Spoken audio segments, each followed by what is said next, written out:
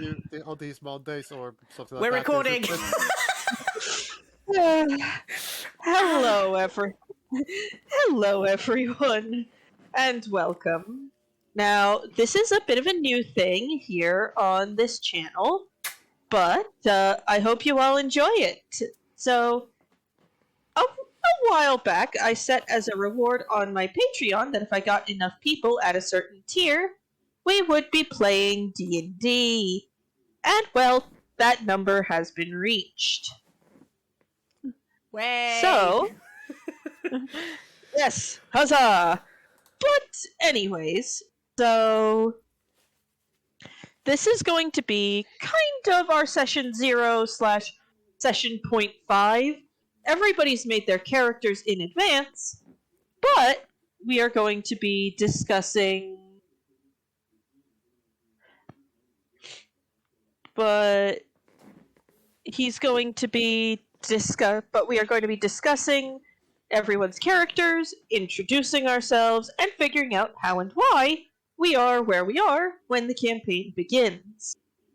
Also, we're going to get a lowdown on the where we are, setting-wise. Exactly. Yeah. Now, I would like to go over a couple of rules with this campaign that the viewers are going to need to take into account, as well as you all. I will allow players to engage in combat with other players only in the context of a training or sparring bout. Your damages will be automatically coded to non-lethal, and any other attempts will be given a hard no. Okay, Cool. so we can't kill each other. No. Yes, that is generally considered to be frowned upon. Okay. If story requires the trope of the "I know you're in there somewhere" smack about the face, that's also okay. Or if my character essentially reacts to our other perverted comment by one of the other characters, is he allowed to essentially slap? You will be doing... The only damage you will be doing is damage to the other person's pride. Regardless of your strength mod, no damage will be occurring. You might make the And you- ground shake, But but no damage. I'm just going to have to roll to slap, and can we say that nat 20 is the only time where that does any sort of effect other than emotional damage? I'm not saying actual damage. Yeah, basically, Shock value. damage and... Yes. Now, Stug, you were going to say something? Yeah, I have a couple of utterly stupid questions that probably could have been answered recently. There are no stupid questions, only stupid answers. Okay, I didn't get enough of the current world building in order to get a good idea of where exactly my character is from, considering that if there is an arc involved, if this character lives long enough to accomplish their arc, or one of his 4 brothers, We will need to come to that. Yeah. I can send you the info pertaining to your character's home country and general region, and from there you can fill in as you wish. Just run that added on lore by me. Okay, yeah. He's still gonna have his backstory is still gonna have the same plot. It's just I need to know where exactly Names. that happened. Right, I will send you that info so we can put the names in.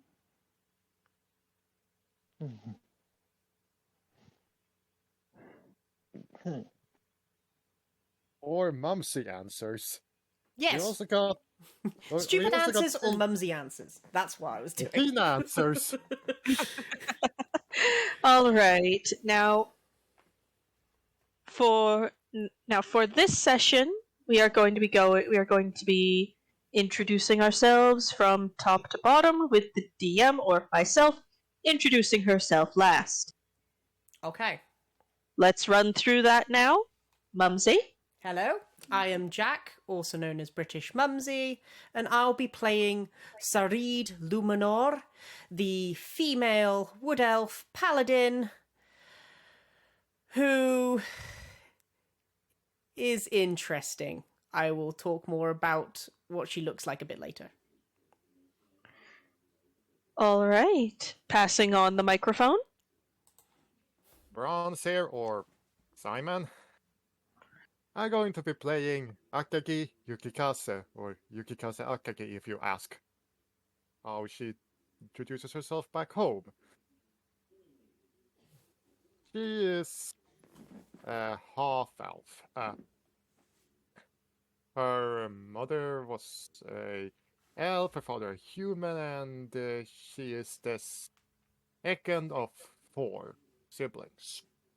Okay. What character class are you using? I'm using the homebrew class that Felix found, Sword Saint. Okay. Good to know.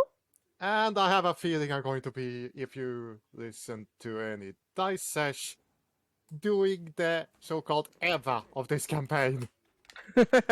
We shall see where things go. Stug. Okay, I am Snug, or Sturmgeschütz 3 live. I am playing Ed Redshirt, a human fighter who is traumatized from some recent family issues. Right. And I am Susan, otherwise known as Monster Review Girl. I'm the one who runs this channel.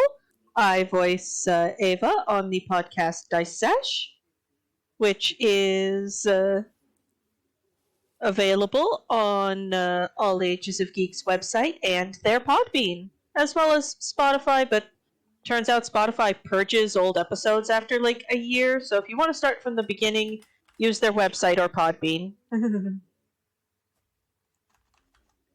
Now, To get through the backlog. yeah. Although you don't technically have to, since we don't really make a lot of inside jokes about what's going on about what's happened. Also, Mumsy, that other one poof up the tail a lot more, and she actually looks a bit like Akagi from where I usually get steady to play her. Oh, okay, that's cool. Right. Anyways, so let's get to it. Now, I will be going through with each one of you how your character has ended up in the town you are in, which is called... Let me just check my notes. Thank you. Thank you, whatever God decided to tell me to take notes.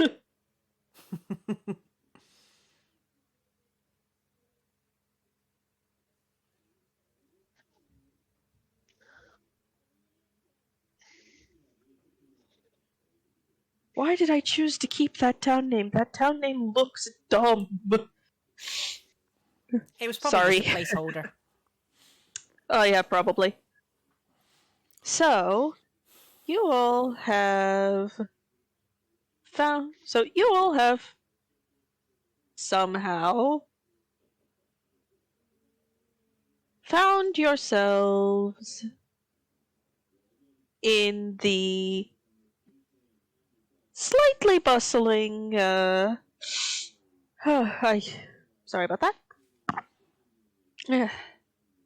You all have somehow found yourselves in the small city. Well, it's right on that borderline between a town and a city in terms of size.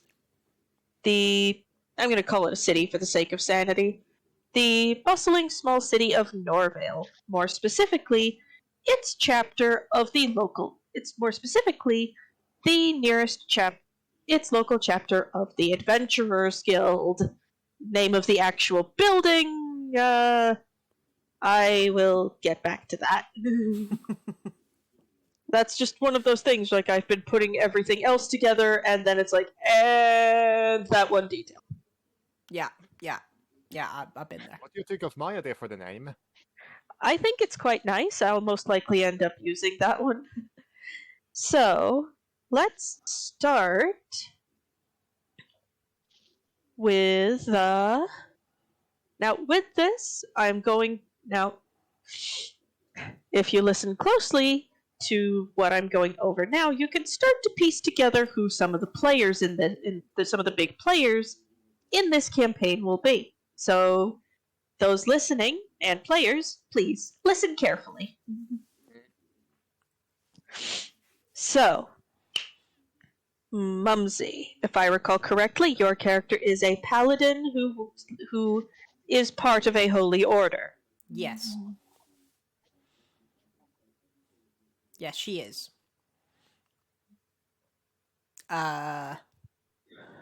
Even if she's there by technicality, she's still there. Yes. So, a few weeks ago, close to a month and a half, word was sent from one of the other paladin orders in the air. Now, they are in the one of the other paladin orders. Now, they, despite being predominantly human, your order and theirs have a professional working relationship. Okay. They requested that a member of your order be sent for something that needed to be dealt with. Apparently, apparently the matter being discussed could not be mentioned in the letter due to discretion concerns. Okay. Your character Sarid was picked. Sarid does not entirely know why, but you were. Cool.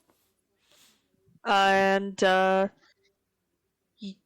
person, and you have sent letters back and forth with the representative to firm up a time and place to meet. Yes. And you settled on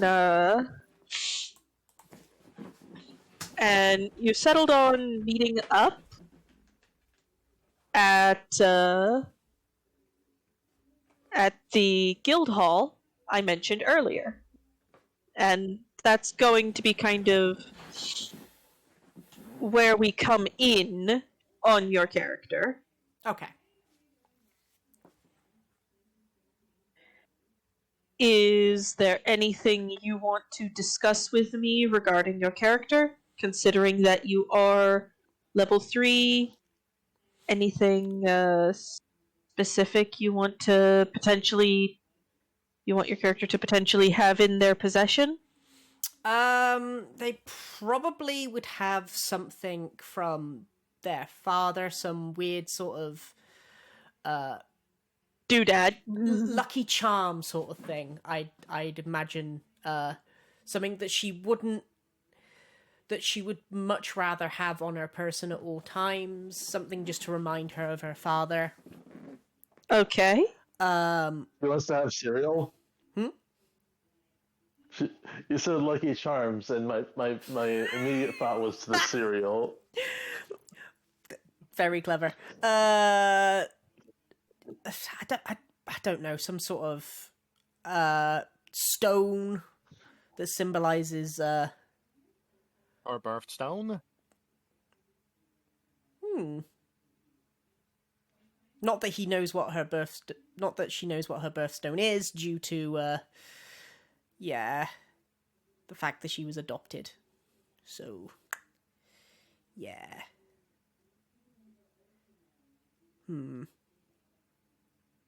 All right.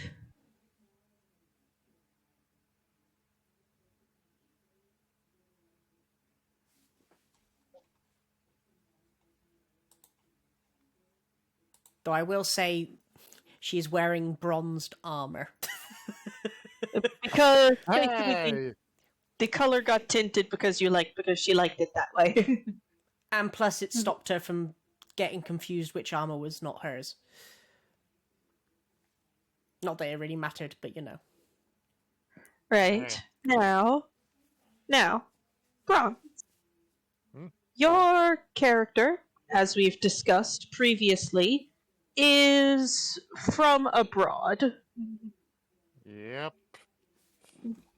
She did have a stint where she visited her second cousin's debut, the whole misunderstanding and stuff like that goes. Things went a little bit wild for a bit there, but the matter got cleared up. Yeah, but at least she has some scars to show for it. Whee! So after getting matters done and dusted in her homeland, your character, from what we've discussed, set off on an adventure to kind of figure out, You first. to sort of just set off on adventure to do something. Yep. And to figure out how to essentially make sure that her sister can be a female Samarok. Well.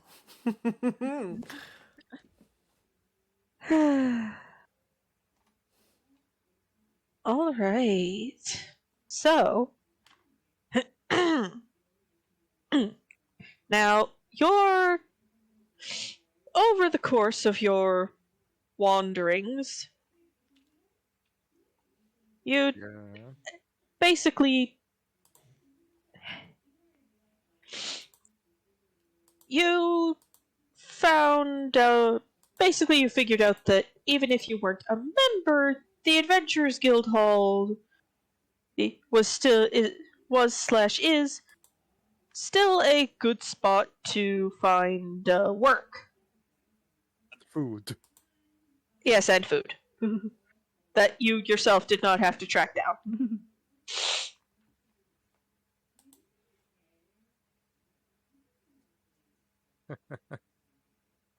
Yeah. Here's a pro tip. Place yourself between her and the food, and you're basically the food. Fair enough.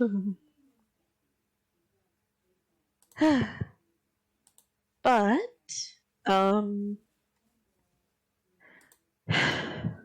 yeah, basically, you have found yourself there for, well, A, you're looking for some work, and B, and I picked this because it started as a joke, but now it's going to be a thing.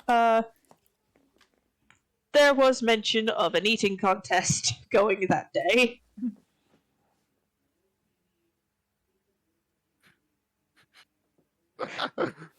Expect her to. I still wonder how Gellert managed to down all of that. Monster hunting burns an obscene amount of calories. Okay. But anyways.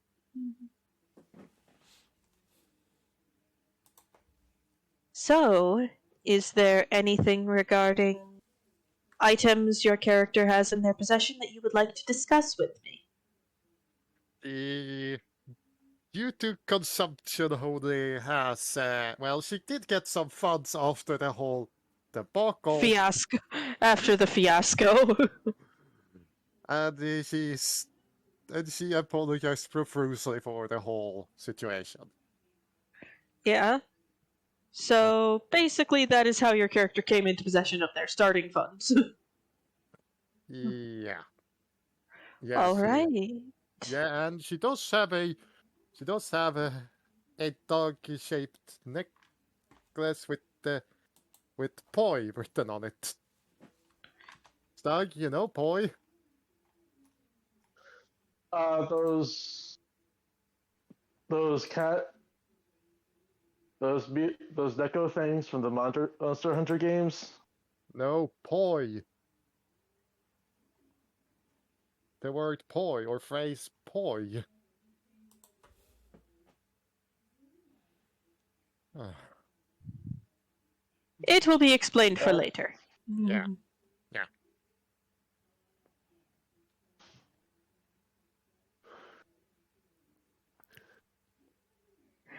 All right. Yeah, she is looking interested to win a lot of money in this eating contest. Yep. Anyways, so, Stug.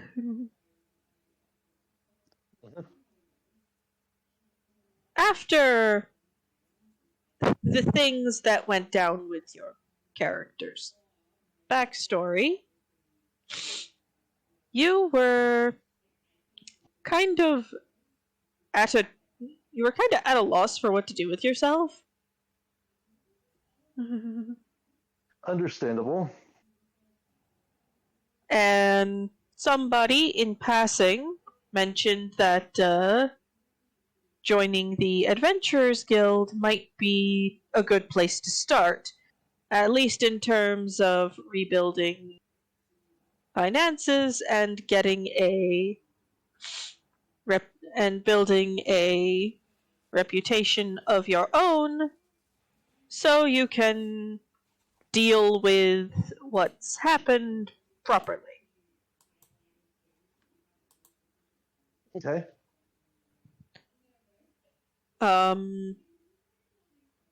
You arrived. One second, let me go to my list. You arrived in Norvale maybe a couple of weeks ago, and the guild has gotten back to you regarding your application. Basically, Okay. and this is basically them bringing. This is basically you coming back in and getting orientation.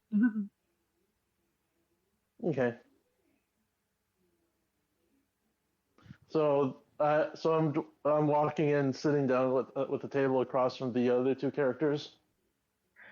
Probably, and just kind of waiting for the representative from the guild to come and kind of take you around. Like, here's where we yeah, but it's just here's where you receive quests, here's where you receive your rewards, here's where you stay when you're here exactly, here's the bathroom, that sort of thing.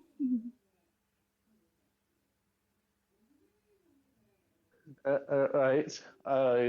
I take note of the Yeah, particular stress they say when they say bathroom.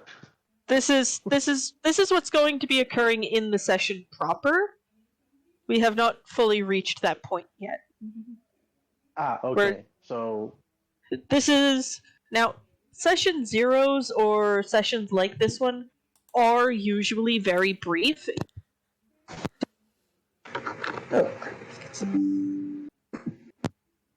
In comparison to the actual full-on story sessions. Because basically this is just a going over of things.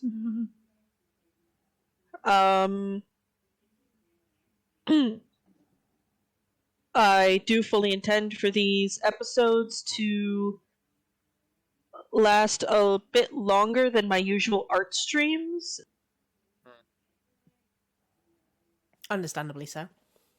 Yep. Now,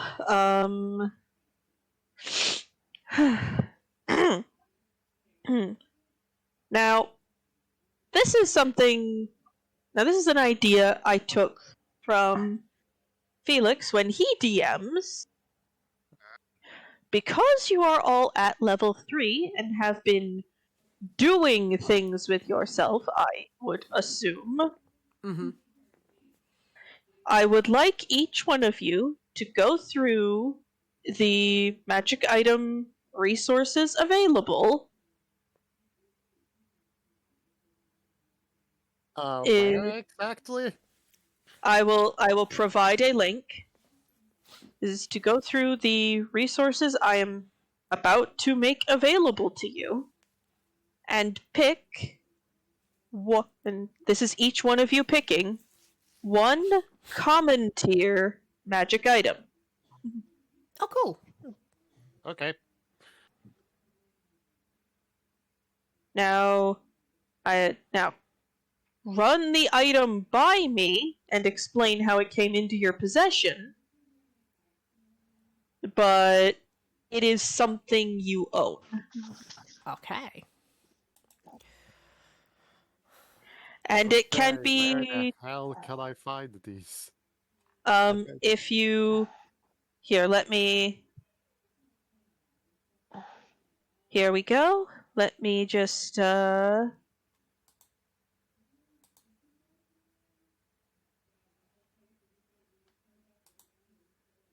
filter. There we go. And I have now some of these are things. Some of the I have just posted in. I've just sent you all a filtered listing for common tier magic items. Okay. All I ask is that I be notified as to how and when is first up what the item is, so I can go yay or nay. Although it's a common tier, I am most likely not going to say no.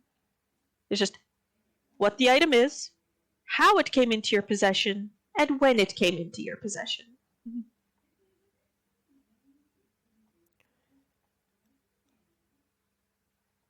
I'm gonna because I'm going to take a list there that I'm going to look into this look into the modules and then see what the hell I picked. Right. I did give you guys a D&D Beyond filtered listing of common magic items. The link underneath. Yeah, Yeah. but I don't think neither me nor Stug. I think neither, we You don't I- need a You don't need it for that. No. I just need to pick something and then something that sounds interesting and actually realize what on earth it is. Tell Yeah. you what. You don't need a D&D Beyond account to look at the item listings. Okay, I just see. I go to look up. I wonder, does Advent Curse of Strahd, Ghost of Horde, Out of the Abyss, Prince, Race of That's adventure modules, not where your items live. Okay, so yeah, no. There's the character sheet. Oops. And so then, so now I know what to use to. Supplemental. Yeah, that's non-core things that you might end up needing. Yes, there are technically some stuff in there that could be considered adventure modules, but I I found something that sounded rather okay. 30. What is it that I'm after? I'm after the cuddly Strixhaven mascot, whatever that is. I know exactly what that is, and we What? can reskin that.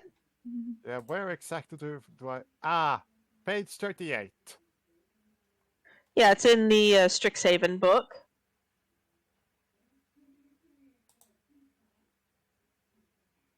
Okay, let's see here.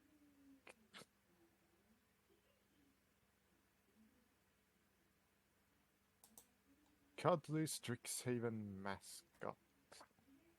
Where the magic we have bottle of boundless coffee.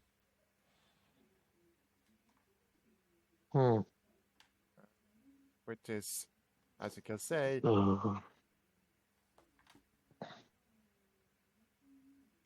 you pour the coffee from the bottle or the bottle of, you need to drink the coffee from the bottle. Well, you can pour it into a cup, but you still need to drink it, the coffee. And I can't access any of the items to see what they do. I can. Oh, thank goodness for Mumsy. I can. So which I, ones are you looking at, Stug? Let's see. Let's go back to the first page and see what would be the most interesting for.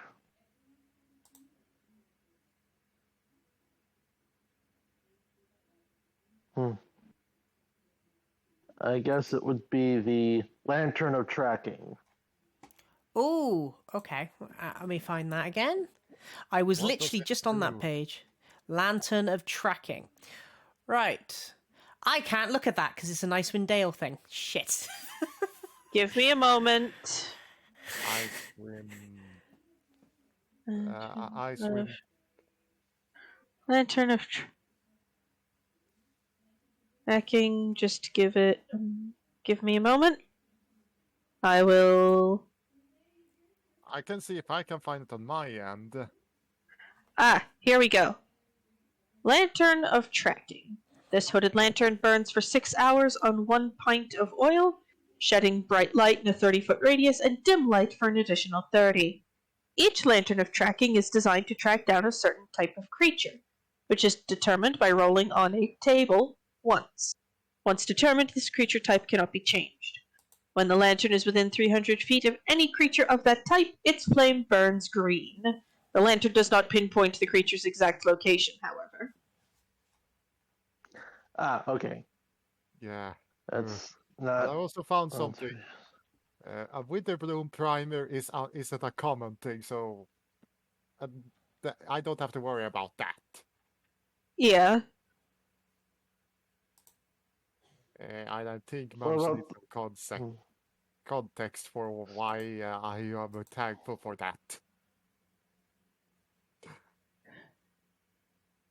Mumsy, do you want context for it? No, I'm okay. I'm just searching for myself. I mean, context for why I'm glad we are not able to pick something related to Witherbloom. I don't think I need it because Witherbloom is absolutely scary as all hell. Wait, Okay, so it's not Widowbloom. Oh, It's Wait, he I thought it was heard. in- I'm sorry, Snug? I thought you said Widow Bloom or something relating to the first incident from another campaign. No. In the Strixhaven module, where there are some actually quite good magic items for just utility purposes, there is a college called Witherbloom, and a mishearing occurred. that was my fault. Mother misreading. I mixed up the fungus and the college. Yeah, that's- Okay. Okay, I'll do it. What's the Staff of Flowers do? The staff of what? Flowers. Staff of Flowers. This is something I can look at. Da da da da. Da da da da. Staff of Flowers. It is a wooden staff that has 10 charges. While holding it, you can use an action to expend 1 charge from the staff to cause a flower to sprout from a patch of earth of soil within 5 feet of you. From the staff itself. Or from the staff itself. Unless you choose a specific kind of flower, the staff creates a mild scented daisy. The flower is harmless and non-magical. It grows and withers as a normal flower would. The staff regains 1d6 plus 4 expended charges daily at dawn. If expended the last charge, you roll a d20, and on a 1, the staff turns into a flower petals and is lost forever. All right. I guess the staff of flowers would make an interesting starter weapon, considering how this character got his first quarterstaff. He probably got it off the wall along with his shield when the backstory got heated. Yeah. Mm-hmm. And the thing is, that effect doesn't really seem like it does much, but it's a magic item. That means it penetrates certain damage resistances. I found my magic item. Oh, and that would be? The Moon Touch Sword. Okay, let me just double check on that. It is just any sword. It has no added magical things other than when in darkness, when it's unsheathed. Shiny. It sheds moonlight, creating a bright light for 15 feet and dim light for an additional 15. And how they probably got hold of it, my guess would probably be this is the best sword that their father has made under elven make, and this was a present for when she graduated her basic training to become a paladin. Awesome. Right. And I found a picture that we can use to reference the plush. Oh, let's have a look-a-loo. Hey, it's a reference to her name. Okay, that is still adorable. For context, for those of you who do not know, the one moment.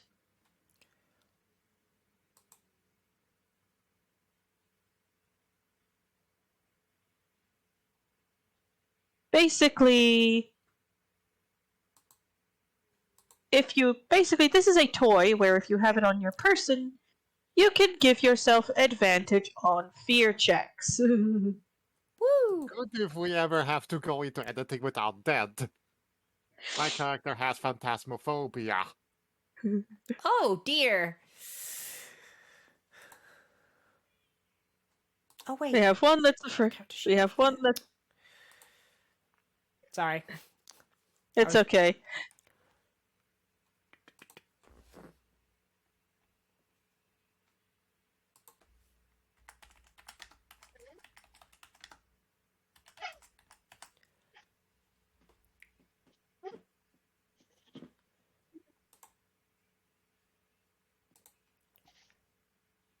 This plushie shares...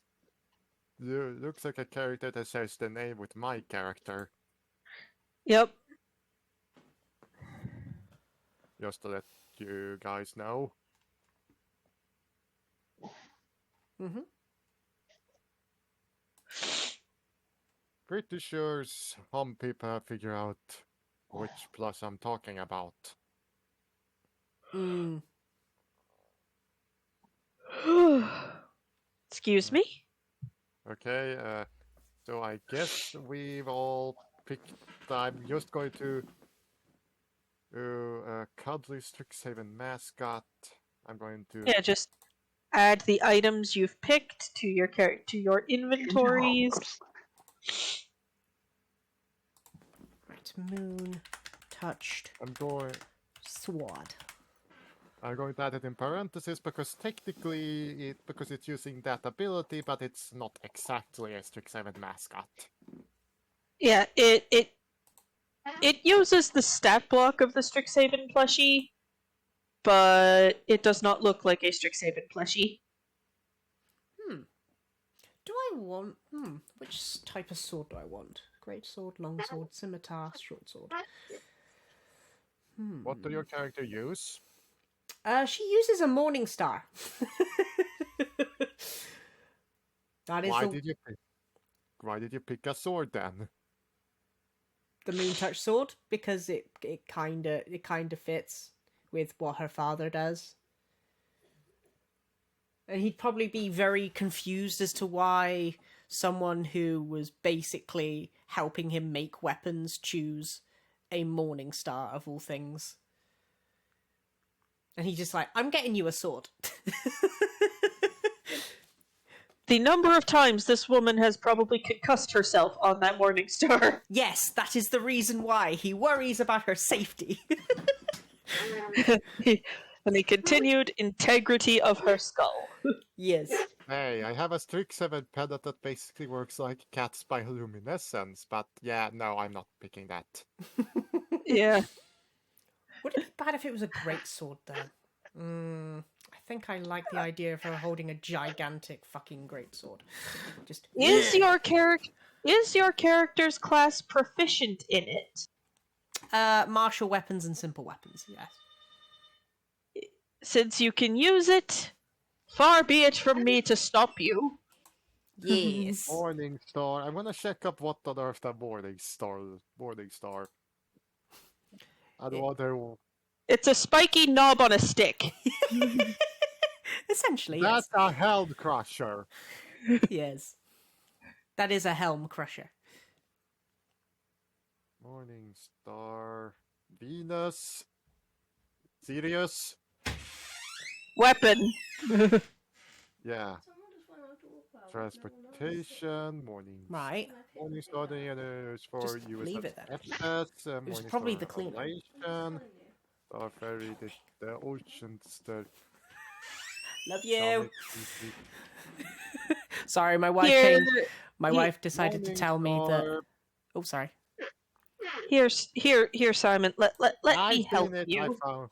I found that. Yeah, a Helm Crusher can also beat it, but Morning Star is mostly used in Sweden to describe the ball and chain flail. Yes, it basically is a flail. Cat used the flail before she switched to a mace because it was an upgrade.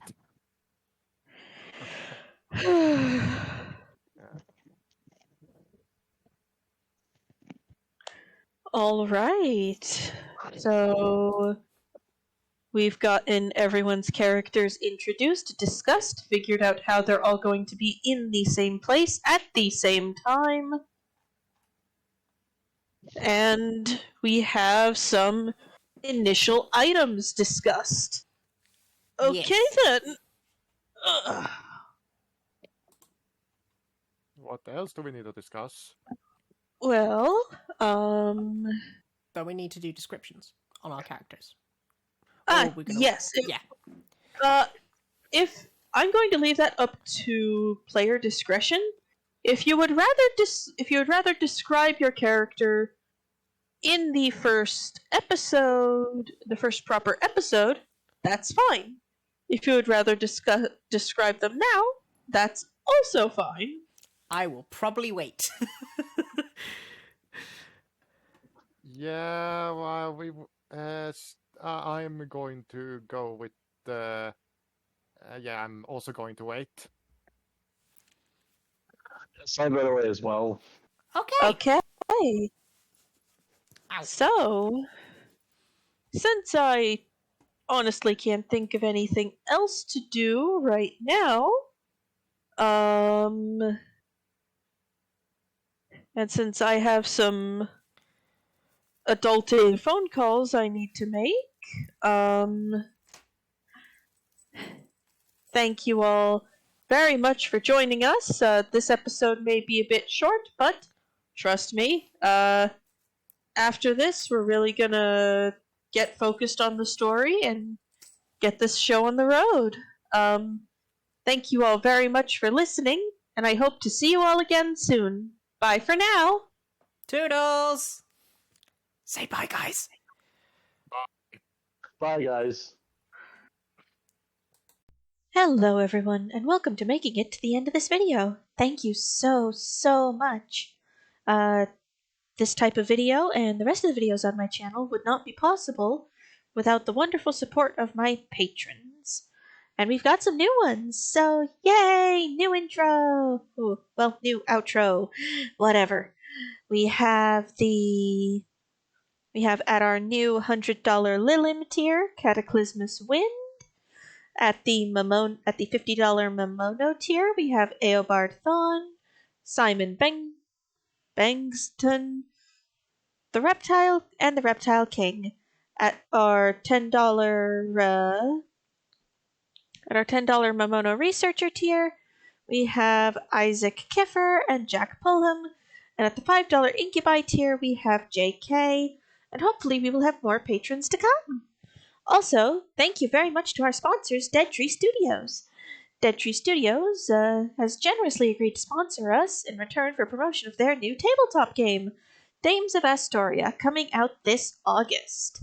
Dames of Astoria is a tabletop fantasy game that allows you to create your own custom demi-fauna, i.e. a monster girl, and take her on wonderful adventures through the diverse world of Astoria.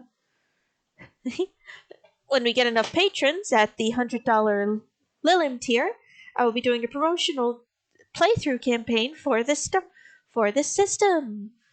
You can check out how many people we're going to need at that tier on my Patreon, link down below. Thank you very, very much, and I hope to see you all again soon. Bye for now!